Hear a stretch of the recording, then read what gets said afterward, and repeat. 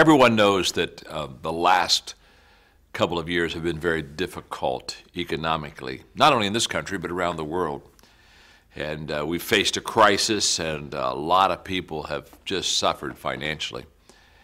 And so often I'm asked when I travel, when I speak, when I coach, people will say, well, John, what can I do? How can I readjust? How can I adjust? How can I come back? And I'd like to talk to you about this because during difficult times, that's when leaders are in demand the very most. Think about it. When things are not going well, that's when people are looking for something that would give them security and give them direction. I remember talking to a leader one time, and I was encouraging him to move his people forward, and I could tell he was very hesitant. And he looked at me, and he said, my people aren't ready yet. And I smiled, and I said, of course they're not ready. I've never known people to be ready to move forward or do the right thing on their own. I said, that's why you're the leader. In fact, that's job security. The very fact that the people are uncertain and the very fact that people are questioning and are going through difficult times, that's the greatest moment for a leader, for a coach, for a speaker to step forward, because that's when people really need you. That's when people are looking for you. And that's when people really want you. Now, the question is, as a leader, as a communicator, as a coach, how can I add value to people during this very difficult time?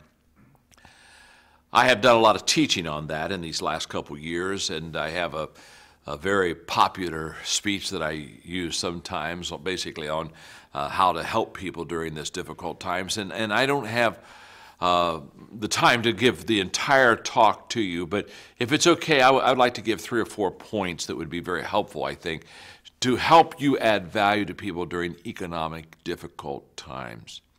The first thing I would encourage you to do is to help them face reality. Max De Pree said the first responsibility of a leader is to define reality. And what happens during difficult times is when it hits us, we have a tendency to freeze.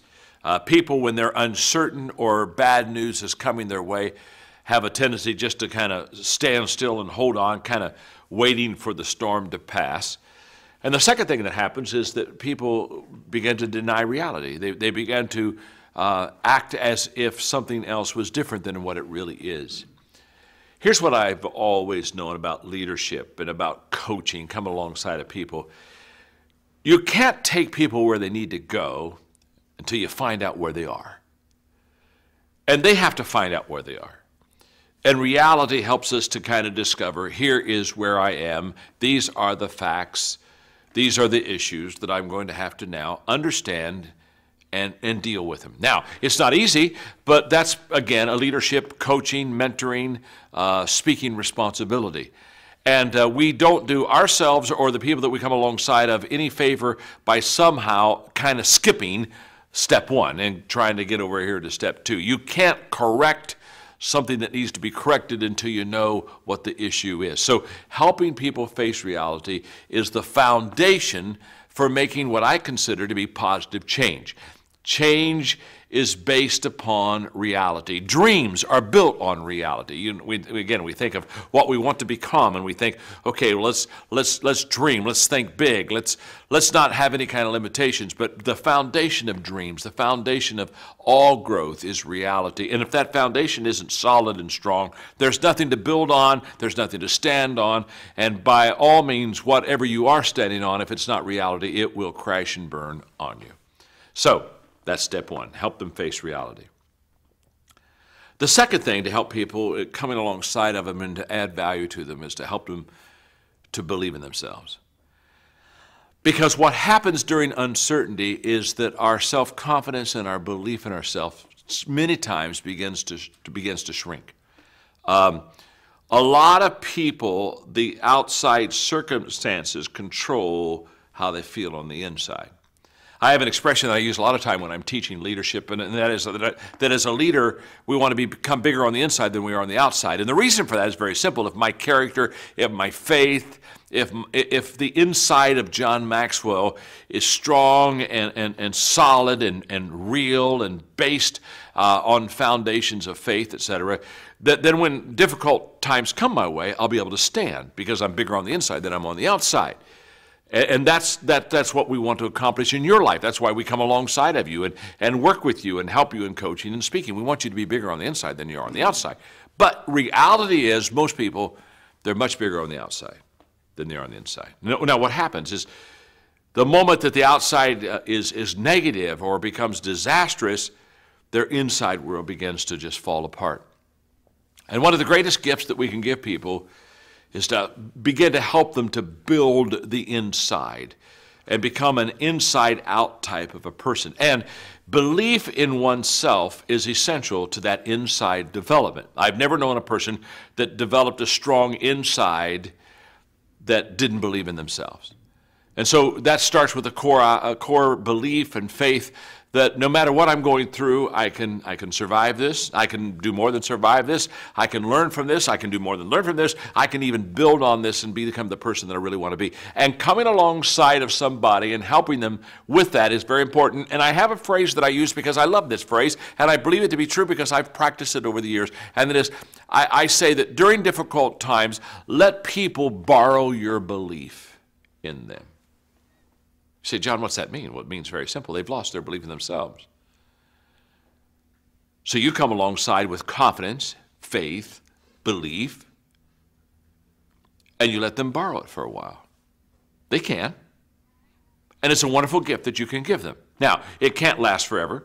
Nobody can live on borrowed belief.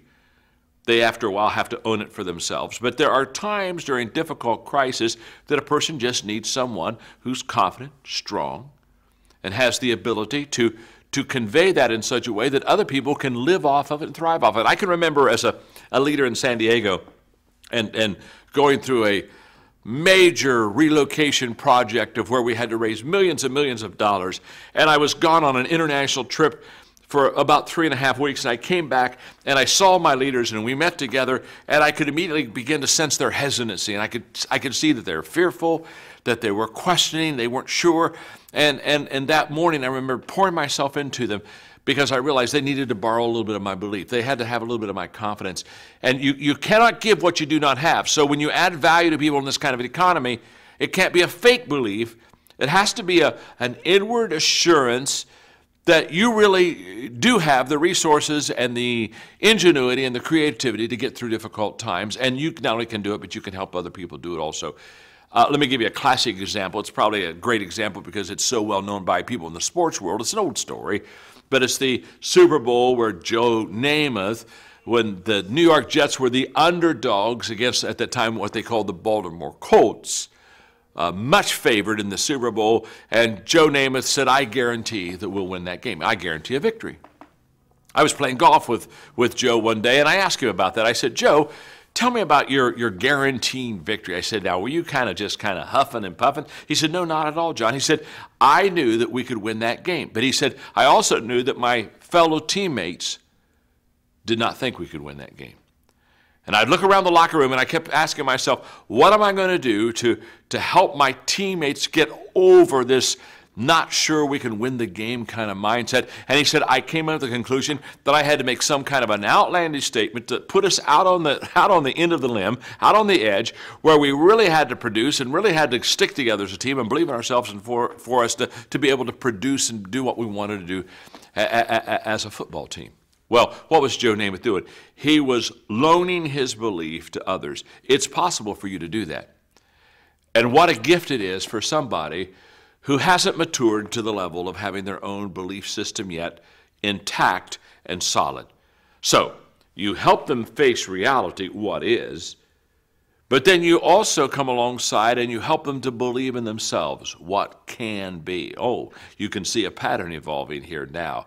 Okay, this is where I am. It's not good, but this is what I believe, and oh, this is better. The third thing to do to really help people in a downtime economy is to help them understand the value of relationships. If there's ever a time when people need each other, it's during difficult times. Okay, when things are going well, maybe you can kind of go alone for a period of time. But during difficult times, there is a need for interdependence and to value teamwork and to value relationships. If there was ever a time that I needed you, it's during a difficult economy. And there was ever a time you needed me. We need to come together and pull our resources together. And again, in my 17 laws of teamwork, one of the laws is the law of Mount Everest that says as the challenge escalates, the need for teamwork elevates. In other words, as the challenge becomes greater, the need to get a team around you, that need becomes also greater because you can't do it by yourself. You can't climb Mount Everest by yourself. You can't tackle big projects. You can't handle this economy by yourself. And so this is where we begin to be dependable. And by the way, when I talk about valuing relationships and teamwork and cultivating relationships, the first person to help should be you. In other words, make a deposit before withdrawal. Now, when in times of panic, the tendency is we all want to do withdrawals. We all want to run to friends and team members and say, give me, help me, I need you. And I would just say, swim upstream, go the opposite way. And in this kind of a setting, you be the one who deposits into other people's lives. And you say, well, John, I'm trying to hold on. I'm not sure I can make it. I understand that. But be a river, not a reservoir. Start giving. Start sharing. Start depositing. Start helping. And allow the person to be on the receiving end, and they will immediately begin to understand the value of needing each other, working together. And it's true, I've said the statement many, many times, I say it to you now, teamwork makes the dream work. And when you come to a difficult time, the better people you have around you, the greater success you'll have within you. And so value those relationships and foster those relationships and appreciate those relationships and deposit in those relationships. It's a great way to help a person during a very, very difficult time. Number 4. The fourth thing that you and I can do to come along somebody to help them during an economic downturn is to guard and watch your attitude. Our attitude determines our altitude. And during difficult times, what happens to the attitude? It just goes right down the tubes. There's a relationship between good times and good attitudes and bad times and bad attitudes. In fact, I always say during good times, you don't even have to be good to have a good attitude. You're just living off the gravy. So you're feeling good and you're doing good, and so your attitude's good. But when things begin to be adverse and, come against us, the attitude has a tendency to slip. In fact, I know this for a fact because I've written on attitudes, I've taught on attitudes.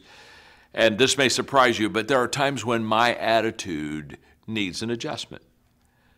There are times when I become very discouraged, and all of a sudden I have to do self-talk. I have to, like my wife says sometimes when my attitude needs to be an adjustment, she says, John, go read your books. Just go read your books. That's so disgusting to have to go read my books and read that stuff and make myself, again, do the right thing and think the right thing when I sometimes don't want to or don't feel like it. But it's a tremendous gift to help a person not only see reality and believe in themselves and rely on others to help them, but to begin to develop an attitude that during difficult times becomes a friend. Because you see, our attitude is either our greatest asset or it's our greatest liability. It's the best thing we got going for us, or it's the worst thing we got working in us. And when the attitude begins to slip, sometimes we need somebody to help us catch that attitude. Isn't it true? I think you'll find this. I know I find this true of myself. When my attitude begins to slip, sometimes I need somebody around me, a close friend, an inner circle member, who'll come and say, hey, John, you need to check yourself here. Because sometimes that attitude begins to be a way of thinking, and it begins to sour our perspective. And we don't even realize it's happening until somebody comes alongside of us and just says, hey, you need an attitude adjustment. Now, here's what the attitude will do for us. In fact, I have often said that attitude isn't everything, but it's the main thing that makes a difference in a person's life. So is attitude going to turn the economy around? Not at all. Is attitude going to make your real estate more valuable than it is? No, not at all. Is it going to help your home price? No, it really isn't going to help your home price. But it's not what happens to us, it's what happens in us that determines the outcome of almost everything within our lives. And what I have learned a long time ago is I cannot always determine what will happen to me. I don't think you nor I determined that the economic downturn would be a part of our life. We didn't even want it.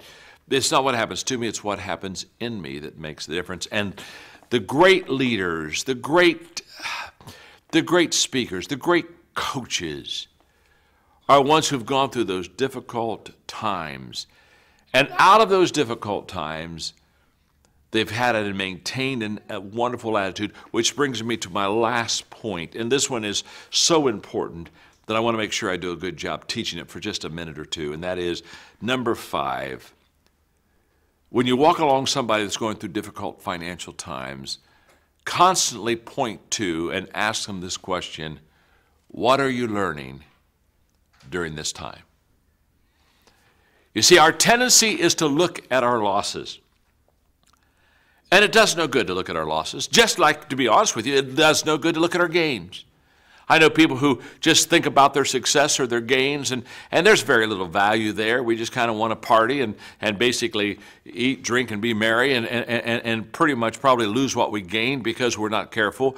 Well, there's a tendency for people to become submerged into their losses and get a woe is me and what happened and I'm a victim and why did this happen and get in that kind of that malaise of negativity that doesn't do them any good either. Now,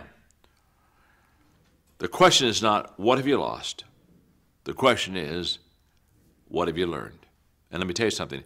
If you aren't learning in the midst of your losses will continue. That I know for sure.